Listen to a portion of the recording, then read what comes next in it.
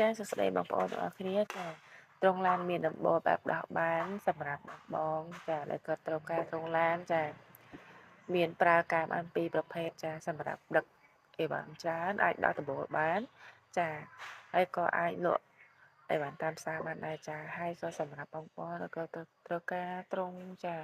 ប្រកបជាឱកាសផ្សេងចាចាមានទាំងពីខ្នាតតូចខ្នាតធំចាសម្រាប់បងប្អូនដែលក៏ត្រូវការហើយក៏មានកែត្រង់ផងដែរសម្រាប់បងដែលគាត់មានត្រង់តូចហើយក៏បានត្រង់ធំចាសម្រាប់បង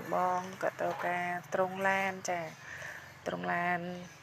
មានទាំងខ្នាតតូចខ្នាតធំហើយបងក៏ត្រូវការត្រង់កែត្រង់ចា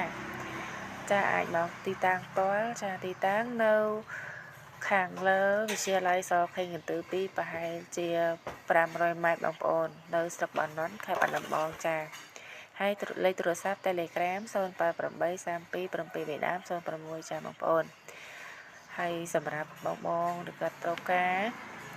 ចាត្រង់ຂະຫນាតមាំបែបនេះចាទាក់ទងមកបានចាមាំស្អាតសំរូបសំរៀងជាមួយនឹងឡានចាបងប្អូនទាក់ទងមកបាន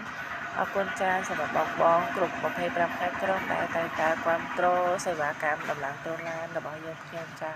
អរគុណជូនពរបង